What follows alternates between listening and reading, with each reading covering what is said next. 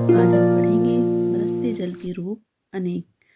जैसे कि पाठ के शीर्षक से पता चलता है कि जो बारिश होती है उस जल के कई रूप होते हैं, ठीक ना। तो अब आपके भी मन में ये जिज्ञासा हो गई होगी कि जो वर्षा होती है उस जल के कई रूप हैं, तो वो किस प्रकार से हैं, कैसे हैं। तो चलिए हम इसे जानने का आज इस पाठ के माध्यम से प्रयास करते हैं। आकाश बादलों से ढका था, ठंडी ठंडी हवा चल रही थी। ऐसे सुहाने मौसम में राघव, परमीत, जफर और अमन मैदान में खेल रहे थे। यानी कि आकाश में बादल छाए हुए थे, काफ़ी बादलों ने आकाश को ढक रखा था और जिसकी वजह से ठंडी ठंडी हवाएं चल रही थी और मौसम काफ़ी सुहाना था, अच्छा लग रहा था। अब 3-4 दोस्त आपस में मैदान में खेल रहे थे। अमन के दादाजी दूर से बच्चों को खेलते हुए देख रहे थे और उन्हीं बच्चों में से एक अमन था जिसके दादाजी उन बच्चों को आपस में खेलते हुए देख रहे थे।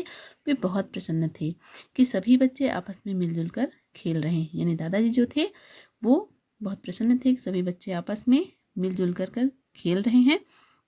गेंद से खेलने का सिलसिला अभी शुरू ही हुआ था कि अचानक बिजली चमकने लगी और बच्चों ने जैसे खेलना प्रारंभ किया कि आसमान में बिजली चमकने लगी और कुछ ही देर में बादल भी गरजने लगे। बच्चों, आपने भी देखा होगा कि आसमान में जैसे बिजली चमकती है उसके कुछ ही पल बाद बादल भी गरजते हैं। ठीक ऐसा ही हुआ।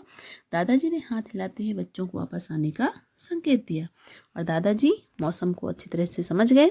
वो समझ गए कि बारिश होने वाली है, इसलिए बच्चों को हाथ हिला करके इशारा करते हुए वापस आने को कहा। अमन की नज़र दादाजी पर पड़ी। उसने अपने साथियों को बताया, देखो दादाजी बुला रहे हैं। और अमन की नज़र दादाजी के इशारे पर पड़ती है और वो समझता है, अपने दोस्तों से कहता है कि देखो दादाजी हमें बुला रहे हैं। इतने में राघव के गाल पर कुछ टप से गिरा। अरे ये गोली सा क्या है। और इतने में ही राघव के गाल पर कुछ टप से होता है और वो देखता है कि ये गोली सा है। गोली यानी गोल आकार का है। ये क्या है। बारिश शुरू हो गई थी। दादाजी जोर जोर से बोले, बच्चों चलो ओले पड़ रहे हैं। अमन, राघव, परमीत और जफर सिर पर हाथ रखे अमन के घर की ओर दौड़ पड़े। यानी जैसे बारिश शुरू हुई दादाजी बच्चों को फिर से आवाज़ लगाते हैं कि बच्चों चलो घर की तरफ आओ और ओले पड़ रहे हैं। यानी ओले आप लोग भी देखते हैं ओले क्या होते हैं, छोटे छोटे बर्फ़ के टुकड़े आसमान से गिरने लगते हैं। ठीक है, तो उसके गिरने से हमारे सिर पर चोट लग सकती है, इसलिए हमें इनके नीचे नहीं आने चाहिए। जब ओले पड़े तो हमें छायादार अपने घर की छाया में होना चाहिए या किसी छाया में होना चाहिए। तो यहाँ दादाजी बच्चों को वापस बुलाते हैं। बच्चे घर वापस आ जाते हैं। दादाजी ने चश्मा उतारा और वे बाहर बरामदे में ही अपनी आराम कुर्सी पर बैठ गए। दादाजी बोले, बच्चों आज बहुत दिन बाद ओले पड़े हैं। दादाजी अपना चश्मा उतारते हैं और घर के बाहर बरामदा है। बरामदा यानी जिस घर के सामने का खुला हुआ हिस्सा जिसमें दीवार तो है, छत भी है, लेकिन पूरी तरह से भी कमरे की तरह बंद नहीं है। ठीक है, दादाजी वहीं अपनी आराम कुर्सी में बैठ जाते हैं। दादाजी बोले, बच्चों आज बहुत दिन बाद ओले पड़े हैं। दादाजी बच्चों से क्या बोलते हैं कि आज बहुत दिन बाद ओले पड़ रहे हैं, यानी बर्फ़ के छोटे छोटे टुकड़े गिर रहे हैं। अच्छा हुआ तुम सब चले आए, नहीं तो सिर पर टपाटप होती। और दादाजी बच्चों से कहते हैं कि तुम लोग जैसे खेल रहे थे तो अच्छा हुआ कि तुम लोग सही समय पर घर के अंदर आ गए, वरना तुम्हारे सिर पर ये ओले टप टप पड़ते होती। बच्चे दादाजी की बात सुनकर खिलखिलाकर हंस दिए। यानी बच्चे दादाजी जो हैं वो बच्चों को कहते कि अच्छा हुआ तुम लोग समय से अंदर आए, वरना तुम्हारे सिर के ऊपर बर्फ़ के छोटे छोटे टुकड़े अर्थात ओले गिरते, तुम्हें हो सकती चोट भी लगती। और बच्चे दादाजी की बात सुनकर खिला पड़ते हैं, हंस पड़ते हैं, खुश होते हैं। देखते ही देखते बरामदे के आगे का खुला स्थान ओलों से भर गया और कुछ ही समय में देखते देखते बरामदे के बाहर का जो खुला स्थान है वहाँ पर ओले एक तरह से बिछ गए, भर गया। राघव ने दादाजी से पूछा, दादाजी ये ओले क्या होते हैं। उन्हीं बच्चों में से एक राघव है जो कि दादाजी से पूछता है कि दादाजी ये ओले क्या होते हैं। दादाजी राघव की बात पर मुस्कुराए और बोले, बच्चों वायुमंडल में विद्यमान जल की बूंदें झटके से उछलकर ऊपर चली जाती हैं।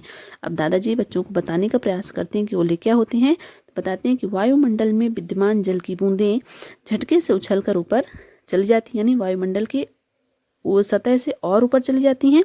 ऊपर की हवा बहुत ठंडी होती है और वायुमंडल की ऊपर की जो सतह है वहाँ की हवा और ज़्यादा ठंडी होती है। ये बूंदें वहीं जमकर ओले का रूप धारण करती हैं, यानी हमारे वायुमंडल में जो नमी होती है वे हवा की झटके से ऊपर जाती है और जब ज़्यादा ऊंचाई पे जाती है तो ज़्यादा ऊंचाई पे ज़्यादा ठंड होती है, इसलिए ये नमी जो होती है, हवा में जो नमी होती है वो क्या होती है, वहाँ जमने प्रारंभ कर देते हैं और ये ओले का रूप धारण करने लगती हैं। इसी प्रकार हवा के झोंके इन्हें और ऊपर उछाल देते हैं और वायुमंडल में जब और हवाएं चलती हैं तो इन बूंदों को क्या करते हैं, और ज़्यादा ऊंचाई पर उछाल देते हैं और इन ओलों के ऊपर बर्फ़ की और परतें जम जाती है और जैसे ऊंचाई पे वे बर्फ़ के यानी बूंदें पानी की जो नमी है जो छोटे छोटे बूंद धारण करती है, छोटे छोटे ओले बनते हैं, वो और ऊपर जाते हैं तो ये धीरे धीरे बड़े आकार धारण करने लगते हैं, इनके ऊपर और बर्फ़ की परत जमने लगती है। कुछ भारी होने पर ये ओले नीचे की ओर गिरने लगते हैं यानी कुछ भारी होने पर ये ओले नीचे को, जब ये और ज़्यादा बड़े हो जाते हैं, भारी होने बड़े हो जाना, इनका आकार बड़ा हो जाना, तो इनमें वेट ज़्यादा हो जाता है, भार हो जाता है, तो ये नीचे की ओर गिरना प्रारंभ कर देते हैं। वाह, तो राघव क्या बोलता है, वाह, उसे जिज्ञासा होती है, अच्छा लगा सुन के, तो वाह करता है, कहता दादाजी मुझे तो ये मालूम ही नहीं था। अब राघव को ये बात पता नहीं थी। अब बच्चों, आपको भी बहुत सारे बच्चों में ये नहीं पता होगा, ठीक ना, कि ओले की गिरने की क्या प्रक्रिया है। ठीक है, सभी बच्चे बहुत खुश होते हैं। दादाजी ने बच्चों से पूछा, क्या तुमने पाला पड़ता देखा है। दादाजी ओले के बारे में बच्चों को बताते हैं। फिर बच्चे खुश होते हैं और दादाजी बच्चों से पूछते हैं, क्या तुमने पाला पड़ते देखा है। पाला यानी बच्चे आश्चर्यचकित होते हैं और पूछते हैं, पाला। सभी बच्चे एक साथ बोले। दादाजी ने कहा, सर्दियों में तुमने देखा होगा कि खेत में सुबह सुबह बर्फ की एक चादर सी दिखाई देती है। दादाजी ने क्या कहा कि सर्दियों के समय में यानी ठंड के मौसम में आप सब ने देखा होगा कि खेतों में सुबह सुबह बर्फ की एक चादर सी दिखाई देती है। आप में से भी बहुत सारे बच्चे जो गांव में या कहना चाहिए पहाड़ी क्षेत्र में रहते हैं या सुबह सुबह कभी खेत या बागीचों में घूमने जाते हैं सर्द के मौसम में, तो देखते हैं कि घास पर या फसल पर, पेड़ पौधों पर कुछ वाइट सी चमक परत दिखाई दे रही है। ठीक है ना, दादाजी उसी के बारे में बता रहे हैं। कहते हैं, यही पाला है और जो वो सफ़ेद चादर से ढकी हुई दिखाई देती है वही क्या है, पाला है। जब ठंड अधिक पड़ने लगती है तब हवा में मौजूद भाप जम जाती है और बर्फ की चादर के रूप में दिखाई पड़ती है। और दादाजी क्या बताते हैं पाला के बारे में कि जब ठंड के मौसम में, सर्दियों में ज़्यादा ठंड पड़ती है तब हवा में जो भाप होती है, नमी होती है, वह जम जाती है और बर्फ के चादर के रूप में दिखाई पड़ती है। हवा दादाजी, यह भी जल का एक ही रूप है। और उन्हीं में से एक बच्चा पूछता है कि वाह दादाजी, क्या ये जो पाला है ये भी जल का एक रूप है। दादाजी ने समझाया कि जल जीवन तो है ही, इसके रूप भी अनेक हैं। और दादाजी ने बच्चों को बड़े प्यार से समझाया कि जल तो जीवन कि जल तो जीवन है ही, साथ में इसके रूप भी कई हैं। दादाजी ने समझाया इसके रूप भी हैं। इतने में अमन दादाजी के लिए चाय ले आया और दोस्तों के लिए गर्मा गर्म पकौड़े ले आया। यानी दादाजी बच्चों को जल के रूप के बारे में बताते हैं कि एक तो आप साधारण जल देखते हैं, फिर ओले के रूप में बताया, फिर पाले के रूप में बताया, और ये सभी जल के अलग अलग रूप हैं। इन सब चीज़ों के बारे में बताते हैं। तभी अमन दादाजी के लिए चाय और दोस्तों के लिए गर्मा गर्म पकौड़े लेके आया। चारों बच्चे खुश थे क्योंकि दादाजी के पास उनके बहुत से सवालों के जवाब थे। बच्चे खुश थे। बच्चे हमेशा जिज्ञासु होते हैं। बहुत सारे सवाल, किसी भी चीज़ को लेकर के बहुत सारे सवाल उनके मन में होते हैं। और यहाँ सभी बच्चे दादाजी की बात को सुनकर बहुत खुश थे और उनसे बहुत कुछ जानना भी चाहते थे। तभी परमीत ने कहा, दादाजी पहाड़ों पर जो बर्फ़ गिरती है उसके बारे में भी कुछ बताइए ना। दादाजी क्या कहता है परमीत कि दादाजी पहाड़ों पर जो बर्फ़ गिरती है उसके बारे में भी कुछ बताइए। यानी आप लोग भी देखते होंगे, आप ठीक है पहाड़ी इलाकों में नहीं हैं, फिर भी आप टीवी वगैरह में देखते हैं, बर्फबारी के बारे में बताया जाता है सर्दियों में। तो परमीत भी यहाँ उसी बर्फबारी के बारे में पूछता है। तो दादाजी यह सुनकर मुस्कुराते हैं। यानी परमीत के सवाल पर कि पहाड़ पे जो बर्फ़ गिरती है उसके बारे में हमें कुछ बताइए, दादाजी मुस्कुराते हैं। वो खुश होते हैं कि बच्चों को बहुत कुछ जानने की जिज्ञासा है।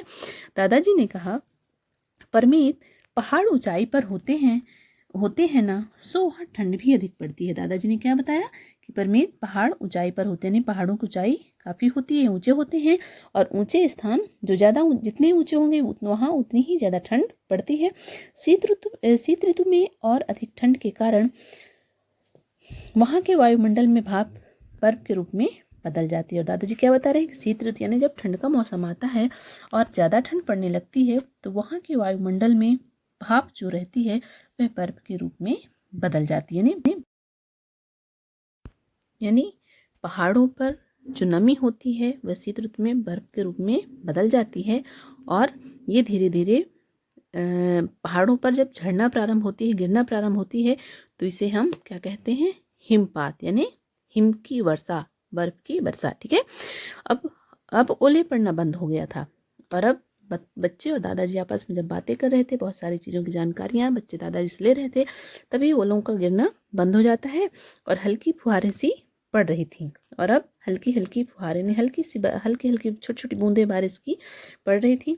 बच्चे ऐसे सुहाने मौसम में मज़े से पकौड़े खा रहे थे, और बच्चे ऐसे खूबसूरत मौसम में, सुहाना यानी जो मन को अच्छा लगे, ऐसे खूबसूरत मौसम में पकौड़े, गरम गरम पकौड़े खा रहे थे, और बूंदों की ताल के संग उनका मन मयूर नाच रहा था। और बूंदों के साथ साथ जैसे जैसे वर्षा, हल्की हल्की वर्षा हो रही थी, ठीक उसी समय उनका मन भी मोर के बच्चों का भी मन खुश हो रहा था। खुश होता मन था, यानी जैसे मन यानी बादल गरजते हैं, हल्की बारिश होने लगती वर्षा है, शुरू होती है, तो मोर का है, मन जो है वह बहुत बादल खुश होता है, यानी मोर जो है बहुत खुश होता है, अपने मोर पर फैलाकर पक्षी जो नाचने लगता है।